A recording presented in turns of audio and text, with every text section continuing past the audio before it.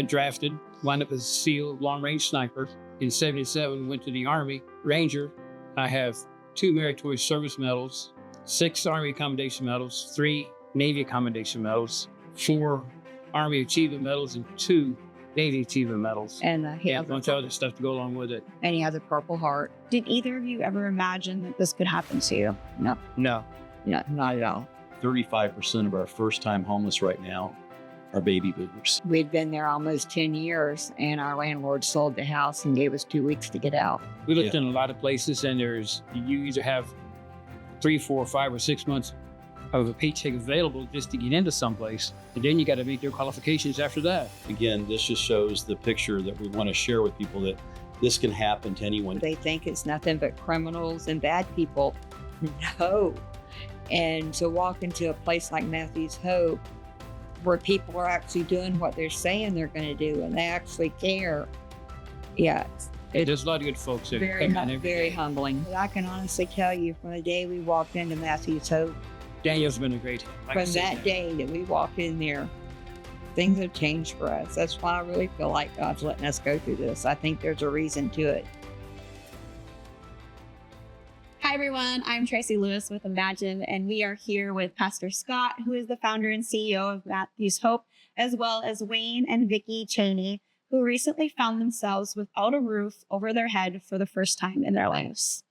Welcome to this week's episode of Straight Talk, No BS with Matthew's Hope, presented by Imagine Marketing.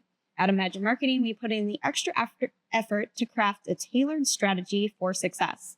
We also offer photography, videography, and even podcast production services. So book a free consultation today. This podcast is produced, filmed, and edited by John Burkett with Imagine. So Central Florida consistently ranks among the worst regions in the nation for its shortage of affordable housing. Recent studies found that Orlando renters need to earn nearly $70,000 a year to comfortably afford a 1-bedroom apartment. A separate report stated that for every 100 extremely low-income household, the Orlando metro area can only provide 19 affordable units. Wow. Yeah. That's crazy. It is. So Wayne and Vickie, can you guys describe what changed in your lives just a few months ago? Having a place to live. We'd been there almost 10 years, and our landlord sold the house and gave us 2 weeks to get out. So you were in a house? Yes. And you were there for 10 years? Almost 10 years, yes. And she just said that you guys need to leave? Yeah. She wanted to sell everything out from underneath everybody. Yeah, she sold it. Yeah. At the time, we didn't realize that we actually had rights. Sure. We hadn't signed a lease in almost 8 years. So we took her at her word, and we had to get out. Wow. And so our audience that hears this too, I'm guessing here, because I don't know your ages, but I'm guessing you're baby boomers. Yeah. I'm 63. And one of the things I've been trying to share with our listeners, and anytime I do public speaking, is that 35% of our first-time homeless right now are baby boomers that never experienced this before. Yeah. So here you are, you think you're okay, you're in a house 10 years. What was that initial thought when she says you've got to get out? At first, we were like, we'll be all right. We'll find something. No big deal. My first initial thought was, what the fluff? Yeah. Yeah, you You said have it so much nicer now. consistency day after day. But I was confident we'd find something, but we didn't. We looked in a lot of places, and like he said, you either have 3, 4, 5, or 6 months of a paycheck available just to get into someplace. Yeah. Yeah. And then you got to meet their qualifications after that. Did either of you ever imagine that this could happen to you? No. No. No, not at all. Because we'd always worked, paid our own way, did whatever we needed to do, or there was 1 or 2 jobs, whatever. So no, we never imagined to be in this situation or to not be able to at least step into another place. What they put you through to even get into another place is astronomical. So Wayne, can you tell us a little bit more about yourself? Well, in 69, I started with Disney, helped build not Magic Mountain, but Space Mountain and the Haunted Mansion. Got drafted, went to the Navy because the Army says you were going to go someplace else. I still wound up in Vietnam. Wound up as a SEAL, long range sniper. Did my time there. Wound up in 77, went to the Army. Ranger, same job, long range sniper. Then I went to the artillery part of the Army. Wait a minute. So let me get this right. So you're at Disney. Yes. You're helping build what we now know as the happiest place on earth. Yes, sir. Okay. You get drafted. When you're drafted into the Navy, was it? You went into first? Going to be drafted to the Army, but I went down seeing a recruiter, got into the Navy first. Got into the Navy. Okay. And tell me the position you had with that, what you did for the Navy? They found out I can swim and shoot very well. So the SEAL team come over and asked me to do a swimming test for them. So you were a Navy SEAL. Yes, sir. And you followed that up with becoming an Army Ranger. Yes, sir. Okay, look, any of our veterans out there, and even those that aren't veterans, this is the real deal. Okay, they don't just pick anyone to be a SEAL or to become a Ranger. To do both those in the same lifetime, completely unheard of. Sorry, I want to make sure I was hearing what I was hearing. Yes, sir. Because I think people need to understand that again, you are chosen for those positions, not just by your physical abilities, but by your mental abilities and how you can handle the situations. He's still got shrapnel in his leg. You can actually feel it. It comes up to the surface. They never took it out, and they won't. We tried to get them to take it out, and they won't take it out. Initially, it was too close to the bone. Now it's come to the surface. But like you can literally it's just the weirdest thing I ever seen. Yeah. Well, it makes them special. Yeah. Magnetic. Well, we went to the Yeah, trying to go through the airport, right? when we went to the VA the other day. I was really surprised. I knew he had awards and accommodations, but he had award and accommodations that we never even knew that, I never knew some of them that were they're there. sending to us. So what awards are you guys talking about? I The know, Purple I know Heart. it's hard to talk about it, but I have 2 meritorious service medals, 6 Army accommodation medals, 3 Navy accommodation medals, 4 Army achievement medals, and 2 Navy achievement medals. And he Yeah, a has bunch of other stuff to go along with it. and he has a Purple Heart. You got a Purple Heart too. Yeah. Mm-hmm. Yes, sir. and for those He don't like to talk about it. for those who don't know what a Purple Heart is, do you want to share? You had to be wounded or injured in combat, one way or the other, to get a Purple Heart. They don't just pass them out like cotton candy going down the sidewalk. I think and I know it's not always easy to talk about. The other side of it is I think it's important that those who listen or watch us understand that it doesn't get much better from a military standpoint on what you earned into as both your job in the military, but also the price you also paid with that, in the fact that you still are walking around with metal in your leg, and they pin you with this Purple Heart. The metal stayed, Right. Yes, sir. and you kept going. Keep on going. Pull up your socks and whatever else you got and keep going. Yes, sir. Wayne, how long were you in the military, and what did you do once you got out?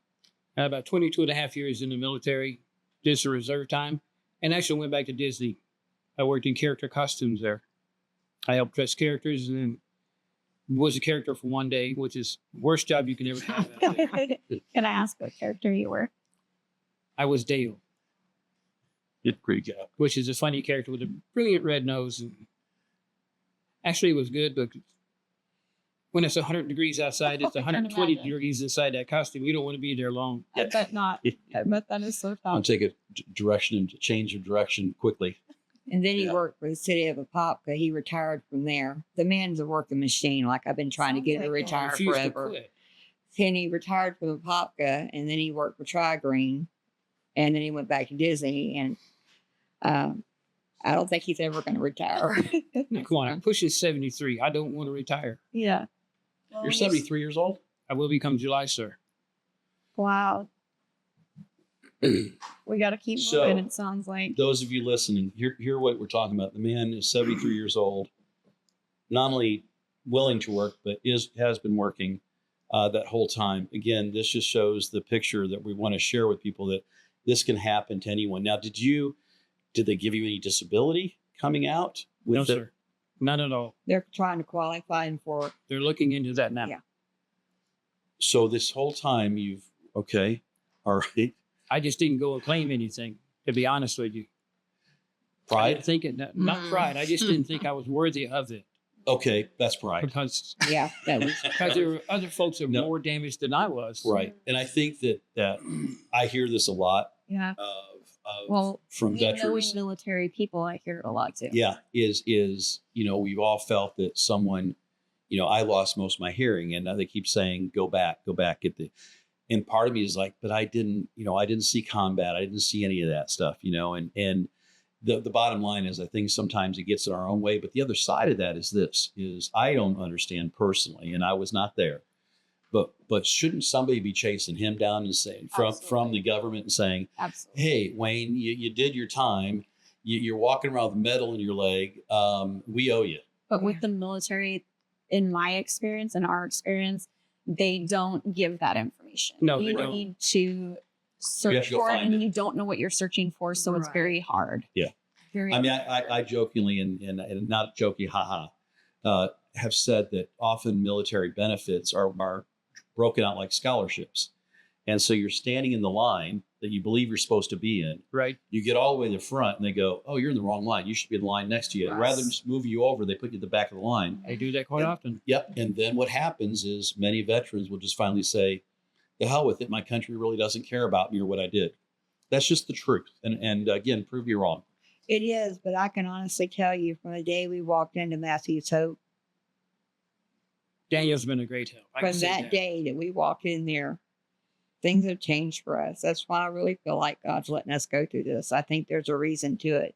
Not just a lesson for us, but maybe something we can do too.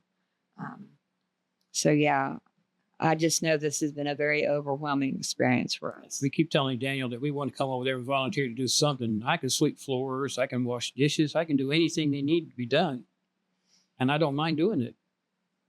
Is it true that you guys slept in your car for a period in time? We did for about Yes, a ma'am. week. What was that experience like? Miserable, It's not Hot. fun. It was scary. uncomfortable, scary. You kind of Yeah. find a place every other night to park so no one tries to break in on you and all that. And you Yeah. got stuff in your car that you need. So it was very, very humbling experience. Never thinking that you'll be there, but then you are. Yeah. Scott, how many of your guests live in cars? I don't know the actual percentage. I can tell you that when it comes to this, but our age group, it's more common they be in cars because it's quite honestly all they have left. And I often have I'll have somebody say, well, I've had people say, well, they're driving a nice car.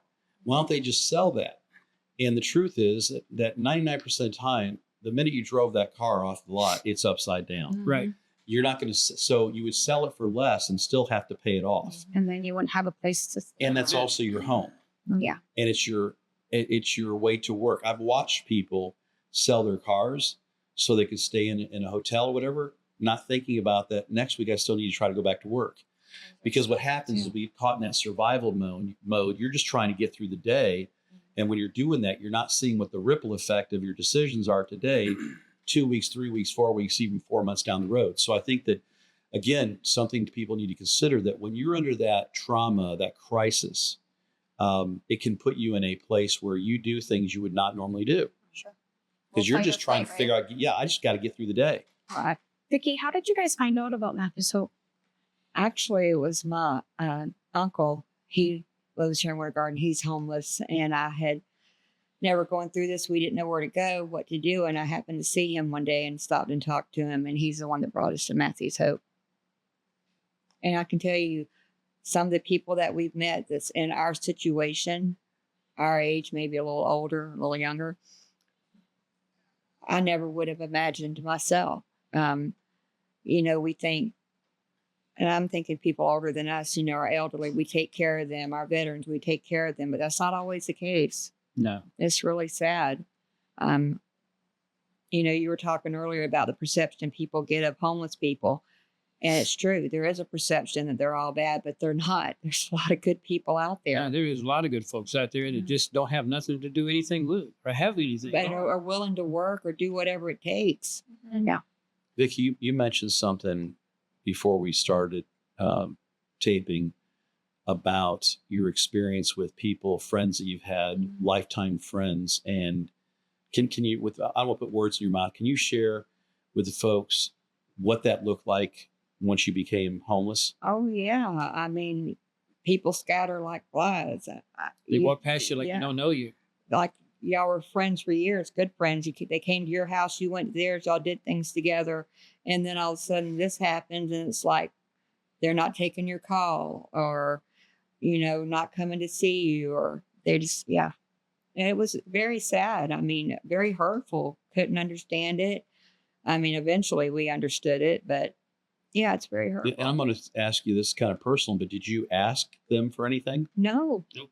Yeah. Not But I think that was a fear, is that but no, we didn't. And again, this is not uncommon.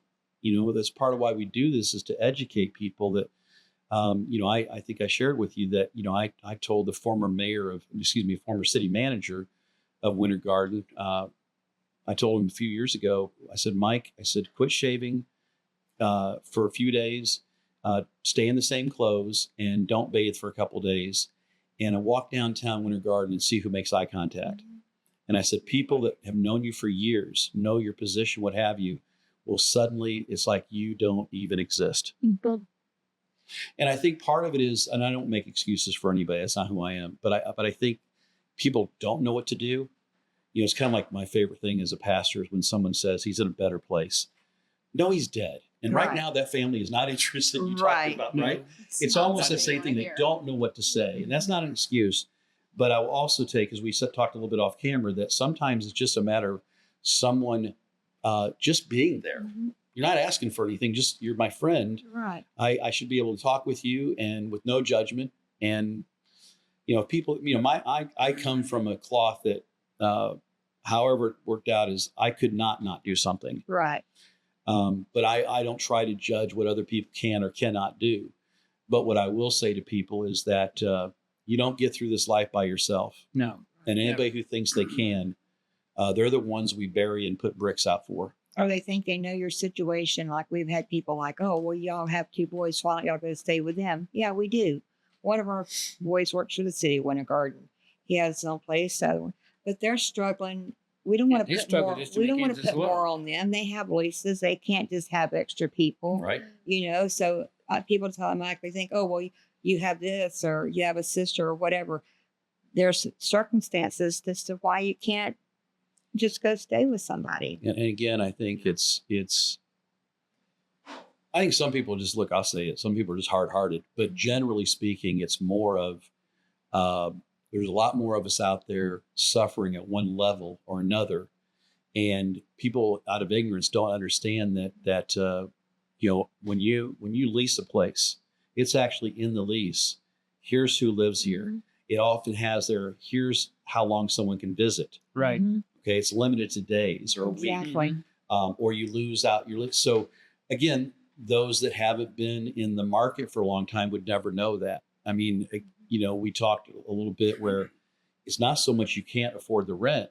You can't qualify under the current conditions, which typically require 3 times your rent. So if your rent's $2,000, then you have to show a $6,000 a month. That's $72,000 a year that you have to show just to move in. Yeah. That doesn't include the fact that you come up with first $6,000 to move in, plus utilities, plus whatever else you do. Now, I mean, I'm just going to ask, do you have furniture anywhere still, or is that gone? No, we were able to salvage some things, but we did lose a lot. Yeah. But it's like me and him said, it's material stuff and the full scope of things. There's some pictures and things, all that's replaceable. So yeah, it stung a little bit, but it's not the worst thing in the world. What was your experience like when you first visited Matthew's Hope? Oh my gosh, it was from the time we walked in the door. I mean, we were like really taken back. I'm like, you're kidding me. I couldn't. We were greeted like we had been there forever and a day. Yeah, like the whole experience is amazing. And when you were talking about people, their ignorance towards it, it's because they just really don't know. They think it's nothing but criminals and bad people. No. And to walk into a place like Matthew's Hope, where people are actually doing what they're saying they're going to do, and they actually care. Yeah, There's a lot of good folks that very, come in every very day. humbling. Yeah. I'm glad to hear that experience. I mean, as the founder, and my desire is always that we treat people the way we want to be treated. Oh. You all haven't seen me around much. I bounce between a lot, but I would say you will see me climb into somebody every once in a while. It's showing their backside, what have you. But the bottom line is our goal is to not judge, be respectful, and then do together. We can't do it all. We can't do it for you, but together, Right. What can we make happen and bring together so you can recapture that life? And maybe even better than what it was before. That's my goal and my hope. And so thank you for sharing that about how you've been treated, because I think that's important. I think that when I talk to other people that have been other places, they say, well, I was treated like a number. I don't want you treated like a number. No. We don't always know a lot of what we're doing with y'all. It's not because we're an expert in it, but rather just saying that's not in our job description. We step back and go, well, there's something I hadn't seen before. Who do we call? What do we do? Because our goal is to exhaust every possibility that will get you where you need to be sooner than later. And Danny, I don't know if you know Danny from the VA, but oh my goodness. Outstanding young lady. Absolutely amazing. This whole experience has just blown us away. Like every day we're in awe. We don't even feel deserving of it. It's just been great. Now, first off, you are deserving of it for many reasons. One, you're deserving because you're a human being. But number two, you paid some prices. And I think it's only fair that when someone is willing to put their life on the line so that these people that sometimes are the judging people, you fought for the right for them to say shitty stuff. Most of the time, Pastorally he don't speaking. even like it. I get everybody nervous when I cuss sometimes. Don't mind. When I tell people, he don't even like for me to tell people we're veterans, because he's like, don't do that. He's like, because anytime you say that, they look at you like you're trying to play a You get more card than or what you should get. whatever. So like he would always say like, don't tell nobody that. And I'm like, hey, don't worry about what they think. You've earned that. So he's gotten aggravated at me before. He's like, don't tell people that I was in the military. Keep fighting for him. Yeah. For you both. Right. She does a good job at that. Yes. I knew Wayne was a pretty good guy when we were trying to figure out the setup, because those that watch us or listen to us, usually we only have 3 mics and 3 people sitting, and we were trying to work it out today so that Wayne and Vickie could both say that. We ask who talks the most, and he comes out and says, my honey does. Okay, and so I'm thinking, well, okay, the man, if nothing else, was really smart how he worded that. Okay. After 30 years, you think he should be right. Better get this right. I get close to being right. Let's go there. Every once in a while, yeah. Every once in a while she lets you think you're right. Right. That's all right. Yeah. So back to Vickie then. Let's go to Vickie. Speaking of, what assistants are, because you should still guests of Matthew's Hope, what assistance have they been able to help provide you with? Oh, like I said, getting us in with the VA and finding out benefits that we had no idea we were entitled to. They got a place to stay from. Yep. Okay. Our place to stay. It's a little bit further out than we like, but hey, that's okay. We're very thankful. And helping us in looking for a house. Even assisting us if the rent or whatever is a little bit more than we can afford, to negotiate with people.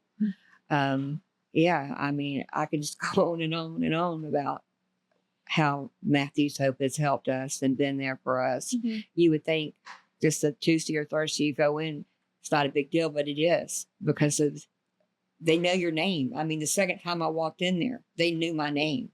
I was like, you just met me the other day. And they know, yeah, it's amazing. We get greeted and treated very well there. It does. And Oh, go ahead. Sorry.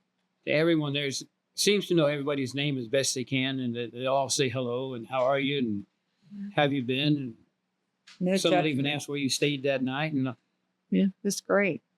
you get the people to come in and live in the woods and stuff, and they got wet clothing and all that, and they take the clothing from them, they get it dried and everything, and they go back out to where they were the night before. It's What have you, and they're taking care of folks, and that's what counts in life. But it's sad to see somebody your age or older than you who always took care of themselves out sleeping on the wet ground. Yeah. That's hard. So I still feel, even though it's a tough situation we're in, I feel very grateful because it can always be worse. Vix, were you, both of you, were the two of you surprised when you came in to see who was in the room as far as that were in need also? Oh, yes. Were you surprised at the age group in that? Yes, very. Bunch of young bums, right? Well, No, not no, necessarily young no, moms, but very there are young wide folks range. there. There's some young, and then you see See the Yes. elderly there as well. Yes. that's and when I say young bums, I don't think any of our guys are bums, but I hear what people say at times and comment to me on social media and what have you, about getting a job. They're sucking off the system, blah blah blah blah blah. Most again is I just want to believe someone's ignorant that they would be that cold-hearted, because here's what's interesting. You said you're 70, it's going to be I'll be 73? 73 come July. Okay. So, and you've been homeless now for a few months Yes, sir. Months. and never before that. Never. See, and that's how life is. So when you judge someone else, unless you know something we don't know as far as how long you're going to live and what that's going to look like, you might want to consider. Because I have had folks come in recently into my Brevard location that have come to me privately and said, I was the guy judging, and here I am. And so I don't think God does that as a payback, anything like that. I think what happens just proves that it can happen to anybody. Right. I think what's interesting about Wayne and Vickie's situation, again, is that, again, very late in life, feeling very comfortable with where they were at, and Wayne's desire to continue to work. I mean, he's not asking anybody to do anything. He just wants, just let me work. Let me, I want to earn my keep. I'm not asking for anything, which makes us just want to do that much more for you. And we're going to try, because the bottom line is, if you look at our truck, it says, help us, help them, help themselves.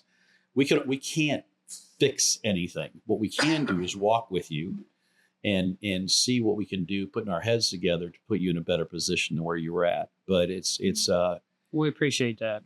well, I appreciate you just willing to talk about it, because it's hard, especially for your age group.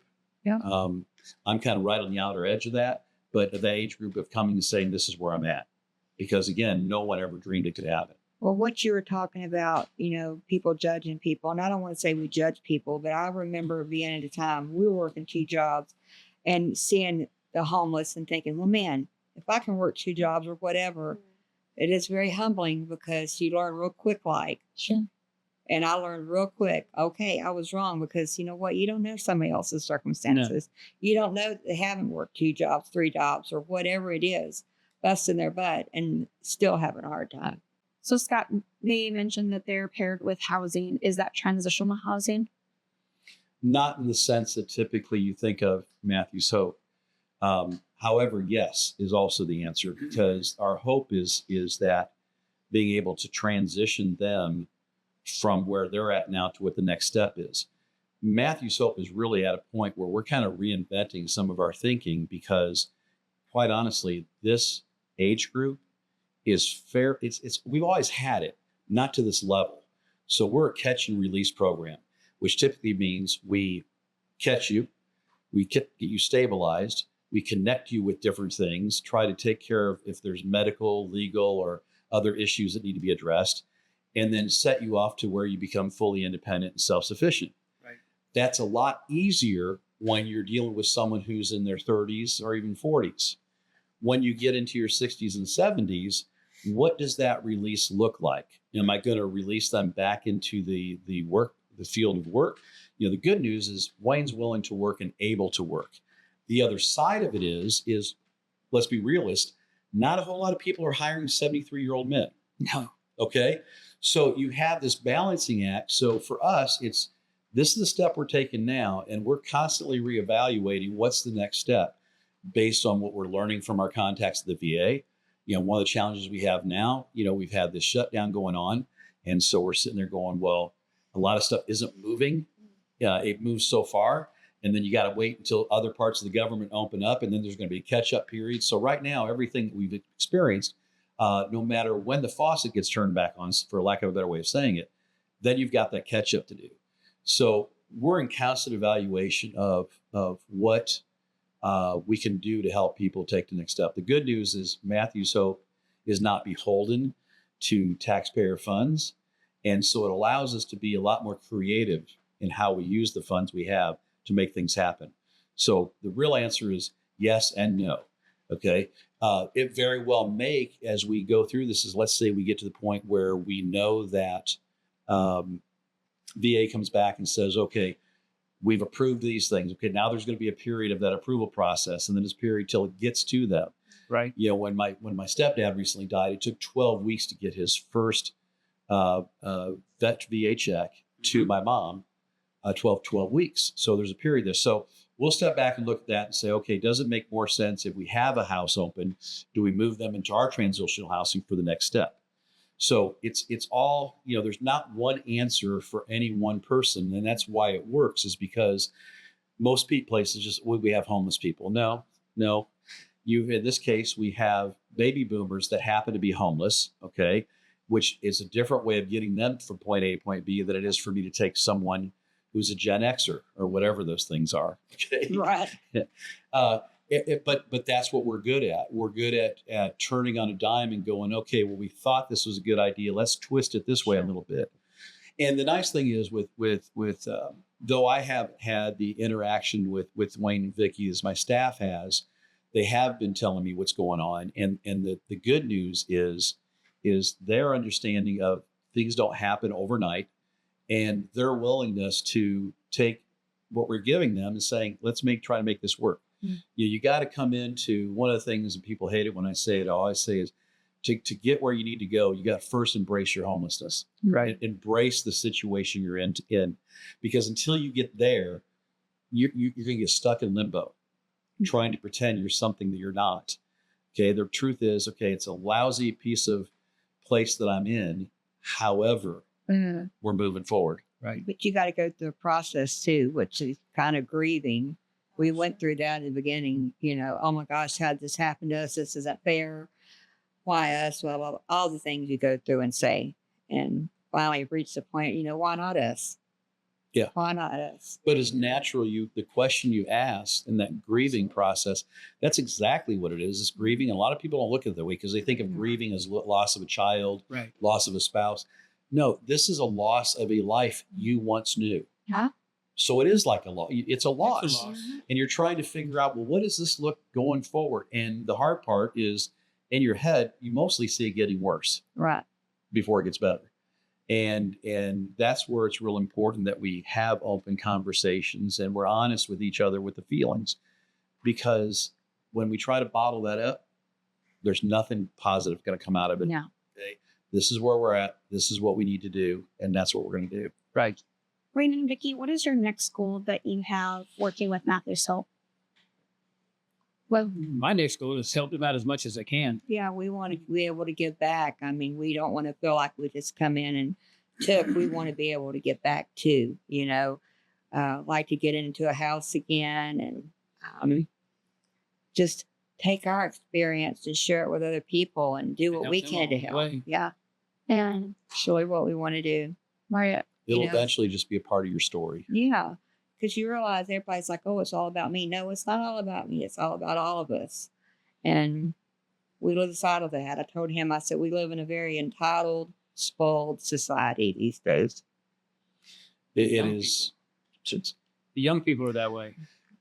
Yeah, well, I tell you what, if it makes you feel any better right now and dealing with people all across the board, what I will tell you also is that, yes, we have some of that, the young people not having to fight for, I remember always want my kids to have it better than I have. Mm-hmm. Well, the best way to get it better than have, encourage them to go out there and get it as opposed to give it to them. Right. But the other side of this is in the last several years, really since COVID, the lack of empathy for other people. Mm-hmm. It's dog eat dog. Mm-hmm. Eat or be eaten. And we didn't grow up that way, did we? No. We did not. But what's interesting is to see even people in our age groups that have become like that, and they know better. Yes. They know better, but they've gotten caught up in the political drama you're seeing right now and other things. And people have the right to be angry. The problem is they don't know what they're angry about. Right. Okay. True. They're being angry. They're angry because someone said you should be angry. And you have a right to be angry because life is really kind of tough for a lot of people out there right now. Mhm. I mean, you named off some statistics a little earlier in this conversation that when you think about that how little housing there is, and then you throw in that a lot of the housing in Florida is owned by people that don't even live in this country, that are, and it's nobody there. They just bought it as an investment. You have people that live up north. It's their second home, which, hey, if you can do it, great. But the problem is that's a house that sits there empty 6 months a year. And we're not building anything. I think we were talking, I think this was before camera, is, when I went back to my grandparents' house that I just thought was a large home as I remembered it. And when I went back years later, I thought I was looking at the wrong house for a while. Here was a 3-bedroom, 2-bath house that was only 1,200 square feet. Yes. But in my mind, that thing was huge. Now I look at my house, which is shy of 3,000 square feet, and I'm going, I don't even need this. I told Charlene the other day, I said, we could cut off 2/3 of this house and never notice it. Now I was fortunate to buy at a really good time, at a really good price, at a 2.5% interest. Right. But that will never be seen again. It's why I have to stay there. If I moved to try to downsize, I would just spend the same money for less. Right. But when you see people in our age group being angry and selfish, and you want to say, shame on you, you know better than that. You did not get to where you are by yourself. Right. No one did. True. Nope. Okay. Well, thank you both for joining us. Is there anything you want to add in closing? Just thank you guys. I mean, from the bottom I appreciate of all my the heart. help you've Yeah. given us. No, I appreciate your service. It's very humbling. Okay. Yes, sir. And one day, I haven't really ever done surgery before, but I've seen it done. I'll be glad to take a look at that shrapnel. Oh, I bet. Okay. I'm sure you would. I'll dig that right out for you. I could take a magnet to it and almost pull it out. Well, Yeah. Well, maybe It's that'll kind of be weird one this step way, where but the VA Yeah. goes out, to the hopefully. surface. That's what And it's doing. hopefully y'all haven't got rid of us. Our hope is even before we get back on our feet, use us, please. Please do that. Yes. I'll figure something out. Well, your story is very inspirational, and I feel like it's going to help a lot of people. Hope so. You mentioned that, God is putting you guys through this for a reason, and I think it's such help more people. Yeah. I think there's a reason for it. We always taught our boys that, and I do think there's reason for it. Yeah. So that's why we say, you know what? Use us. We'll keep the faith, keep the smart, keep fighting. We will. Amen. We hadn't got this far without doing that, so we will. And I'm excited to hear what's next in your guys' story. Well, thank It's going to be great. you. It is. It's time to And dig in and keep moving forward. Yes, sir. But yeah, so it's good stuff. And thank you all for watching and listening. Please like, share, subscribe, donate, and even volunteer at Matthew's Hope. We'll talk to you next time.